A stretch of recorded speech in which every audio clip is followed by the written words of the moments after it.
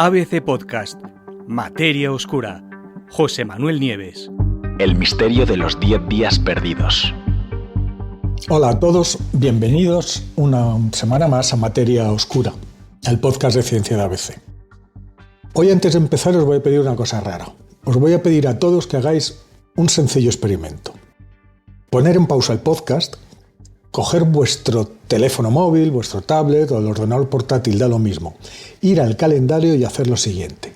Hacer scroll, se tarda poco, hasta llegar a esta fecha que os digo, jueves 4 de octubre de 1582. No es broma, eso es justo lo que quiero, que retrocedáis 443 años en el tiempo, hasta el 4 de octubre de 1582. Y que después os fijéis en lo que pone justo en el día siguiente, que debería ser el día 5. Bueno, pues veréis que no hay ni día 5, ni día 6, ni día 7, ni día 8, y que del 4 de octubre se pasa directamente al 15 de octubre. Es decir, que faltan 10 días enteros, esfumados como por arte de magia. ¿Se trata de una broma de los desarrolladores o de un extraño fallo de programación?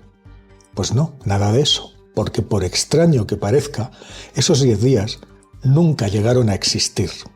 Soy José Manuel Nieves y hoy vamos a hacer un curioso viaje al pasado, un viaje en el que vamos a comprobar cómo la humanidad puede, por decreto y con ayuda de la ciencia, borrar días enteros de su propia historia. El asunto que os traigo esta vez no es una leyenda urbana, habéis podido comprobarlo personalmente, sino una fascinante anomalía histórica que curiosamente sigue estando grabada en lo más profundo de nuestra tecnología, de la tecnología que todos llevamos en el bolsillo. Se trata de una auténtica y genuina, ¿cómo llamarla?, cicatriz temporal, el rastro de la mayor corrección de la historia en el modo en que medimos el tiempo. Me refiero al abandono del calendario juliano y a la instauración del calendario gregoriano. ¿Y qué son esos calendarios? Pues para entender por qué una buena parte del mundo se acostó un 4 de octubre en 1582 y se despertó un día 15, pues tenemos que remontarnos muchos siglos en el tiempo. De hecho, tenemos que irnos a algo más de 1600 años hacia atrás y colocarnos en el 45 antes de Cristo, en tiempos de Julio César. Ese año, el emperador Julio César acababa de instaurar en gran parte de Europa un calendario que lleva su nombre, el calendario juliano, por Julio César. Era un avance notable, desde luego, porque fijaba un año de 365 días y medio y añadía un día extra cada 4 años, el famoso año bisiesto que todos conocemos. Pero como sabe muy bien cualquiera que dependa de los ciclos naturales, de los ciclos de la naturaleza, en los cálculos astronómicos la perfección no existe. Y en este caso el problema radicaba en un pequeño desfase que tiene el calendario juliano. La razón es que el año real, el año trópico, es decir, el tiempo que tarda la Tierra en completar una órbita alrededor del Sol, es ligeramente más corto de lo que pensaban el equipo del emperador romano, el equipo de Julio César que hizo el calendario. El año dura exactamente 365 días, 5 horas, 48 minutos y 45,16 segundos. La diferencia era mínima, de apenas unos 11 minutos y 15 segundos, cada 12 meses. Pero claro, se convierte en un problema gigantesco cuando se va acumulando año tras año, siglo tras siglo, hasta más de 1600 años, hasta llegar a 1582, que fue cuando esto se corrigió. En efecto, a finales del siglo XVI, esa diferencia, ese pequeño error de cálculo que hicieron los hombres de Julio César y que pasa inadvertido en el día a día, pues se tradujo en que el calendario juliano llevaba un retraso de casi 10 días con respecto al movimiento real del Sol.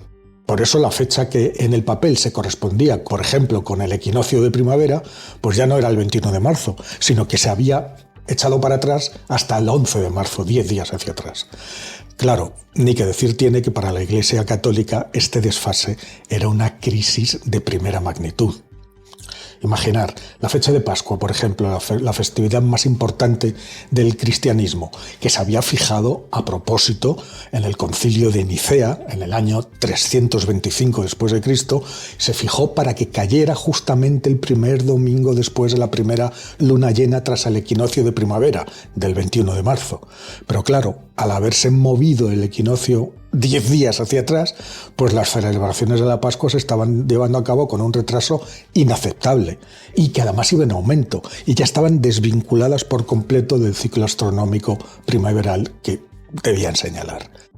Y el temor era que de seguir así, pues la Semana Santa habría terminado celebrándose pues en verano, ¿no? ¿Y qué se hizo entonces? Pues lo que se hizo fue un auténtico borrón y cuenta nueva por decreto papal. Fue Gregorio XIII. Y ante esta deriva intolerable, pues Gregorio XIII lo que hizo fue encomendar a una comisión de astrónomos y de matemáticos, entre ellos algunos muy famosos como Lilius o Clavius, pues les encargó una solución. Y el resultado fue un calendario mucho más preciso que el juliano, el que hoy conocemos como calendario gregoriano. Para eliminar la acumulación de errores, el Papa tuvo que tomar una decisión drástica. Había que hacer desaparecer literalmente los 10 días de desfase. Y se eligió octubre de 1582 porque es un mes con pocas festividades religiosas importantes. Y se decretó que al jueves 4 de octubre le sucedería el viernes 15 de octubre, sin esos 10 días en medio. Ese salto fue inmediato. Y aquí en España generó algunas anécdotas, en todas partes, ¿no? Pero aquí en España algunas memorables. Y puede que la más conocida sea el caso de Santa Teresa de Jesús, que murió justo esa noche, porque la mítica escritora y santa abulense, murió el 4 de octubre de 1582, apenas unas horas antes de que el decreto entrara en vigor, y fue enterrada al día siguiente, que era 15 de octubre, no 5. O sea que, sin pretenderlo, ella vivió ese salto temporal pues justo después de muertas. Desde luego, también hay otras consecuencias de vivir en estos dos tiempos, porque este cambio de calendario no se hizo en todas partes al mismo tiempo. Y evidentemente, cambiar el calendario no es un asunto trivial. Introducir un cambio de esta magnitud en la vida cotidiana de las personas, pues fue un auténtico terremoto social, administrativo y legal. Claro, de pronto la humanidad se dividió en dos. Los que vivían ya en el tiempo gregoriano, para los países católicos como España, Portugal, Italia, una gran parte de Francia, y los que seguían con el calendario juliano. Claro, esto tuvo consecuencias en un montón de cosas. Pensarlo bien. Por un lado, conflictos salariales y legales. ¿Qué pasaba con los contratos, con los alquileres, con las deudas? ¿Tenían los arrendatarios que pagar esos 10 días que no existieron? Pues en algunos lugares el salario de los funcionarios tuvo que descontarse, porque según se lee en alguna pragmática de la época, ya que no sirviéndolos ni habiéndolos, no se deben ni es justo que se paguen. Ahí queda eso, o sea que les dejaron de pagar 10 días. También implicaba una confusión en las efemérides. El ejemplo quizá más ilustrativo es el de dos de los más grandes genios de la literatura nuestra, Miguel de Cervantes y Shakespeare.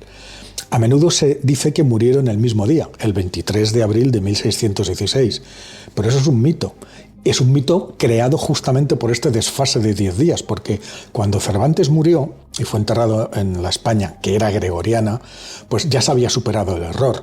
Pero en la Inglaterra en la que vivía Shakespeare todavía se usaba el calendario juliano, y la muerte de Shakespeare fue del 23 de abril, correspondió en realidad al 3 de mayo de 1616.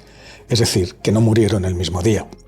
En fin, esto es tremendo, ¿no? Las consecuencias duraron hasta muchísimo más allá. Fijaros que la propia Revolución de Octubre en Rusia, la Revolución de Octubre fue en 1917. Y en ese año Rusia todavía usaba el calendario juliano. Y claro, en todo el mundo, en todo el resto del mundo se conoce como la Revolución de Noviembre, porque para el tiempo gregoriano los sucesos empezaron ya en el mes de noviembre. Y no de octubre, y si os fijáis, el nombre que tiene es la Revolución de Octubre. Sin embargo, para nosotros fue en noviembre. En fin, todo un follón, ¿no? ¿Hizo todo el mundo el cambio al mismo tiempo? Pues ya os digo que no, ni mucho menos. Y si ese cambio ya fue brusco en el propio 1582, Pues no lo fue menos para los países que se resistieron a adoptar el nuevo sistema, pues ya sea por motivos políticos o religiosos. Por ejemplo, los estados protestantes y ortodoxos, como hemos visto, tardaron siglos en sumarse al carro del calendario gregoriano, ¿no? Por ejemplo, el Reino de Gran Bretaña y sus colonias no hicieron el cambio hasta 1752, más de siglo y medio después. Y en ese momento el desfase ya no era solo de 10 días, ya era de 11. Por lo tanto, los británicos se acostaron un 2 de septiembre para levantarse el 14 de septiembre, que fue cuando ellos cambiaron el calendario, con 11 días de desfase. Y para muchas personas eso fue un motivo de revuelta, porque, fijaros, cosas de la época, llegaron a pensar que les estaban robando 11 días de vida. El filósofo francés Voltaire bromeó sobre esta tardanza inglesa, diciendo que los ingleses preferían estar en desacuerdo con el sol antes que estar de acuerdo con el Papa. Ahí tenemos el humor de Voltaire. Y en Rusia, como os he dicho antes, el cambio no llegó hasta después de la Revolución de 1917. Para entonces, el error acumulado ya era de 13 días, ya que 1700, 1800 y 1900 no fueron bisiestos para el calendario juliano. Ahora os explico eso. Y en lugares como Alaska, por ejemplo, el cambio no llegó hasta 1867, y no por un decreto papal, sino porque al ser transferida de Rusia, que era juliana, a Estados Unidos, que era gregoriana, tuvieron que saltar de la noche a la mañana 13 días para alinearse con el nuevo gobierno, ¿no? ¿Y por qué es tan preciso el calendario gregoriano? La clave está en una regla de cálculo bisiesto muy sencilla, pero muy inteligente al mismo tiempo, ¿no? Mucho más que la anterior, y que sirve como ejemplo ilustrativo de cómo la ciencia pudo corregir la deriva. Fijaros, el calendario juliano lo único que hacía era añadir un día bisiesto cada 4 años, todos los años, pum, pum, pum. Pero Gregorio XIII y sus astrónomos modificaron esa regla y lo hicieron de la siguiente forma. Primero, un año solo es bisiesto si es divisible por 4. Esa es la regla juliana que se mantiene. Segundo, pero si el año es divisible también por 100, no es bisiesto. Y esta es la corrección. A menos que también sea divisible por 400, que es la regla final. Os lo pongo con un ejemplo. El año 1900, ¿es divisible por 4? Sí. ¿Pero también por 100? Sí. Pues por la regla número 2, no es bisiesto. ¿El año 2000 es divisible por 4? Sí. ¿Es divisible por 100? Sí. ¿Y también por 400? Sí. Pues por la regla número 3, sí que fue bisiesto. Y el año 2100 será divisible por 4 y por 100, pero no por 400. Y por lo tanto, no va a ser bisiesto. Os he puesto un ejemplo con 1900, 2000 y 2100, cerrando siglo. Bueno, una corrección, como veis, sencilla, pero brillante, que hace que el calendario gregoriano se acerque tantísimo al año real, al año trópico, que solo acumula un error, fijaros, de un día cada más de 3000 años. Es una precisión asombrosa. De modo que 4 siglos después, resulta que el fantasma de aquella corrección histórica pues sigue vivo en nuestros teléfonos móviles y nos recuerda que el tiempo, tal y como lo conocemos, es tanto una ley de la física como un delicado contrato social.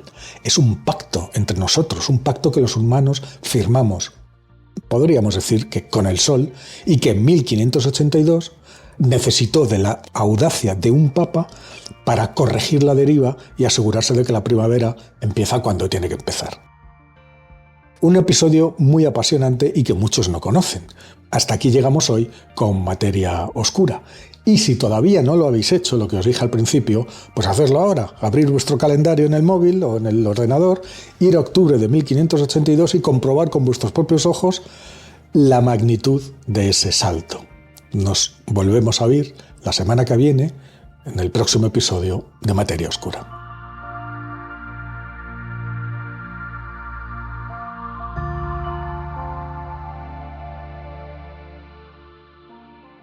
Muchas gracias por escuchar. Todos los episodios de Materia Oscura con José Manuel Nieves están disponibles en la web del periódico, abc.es, y en las plataformas de audio.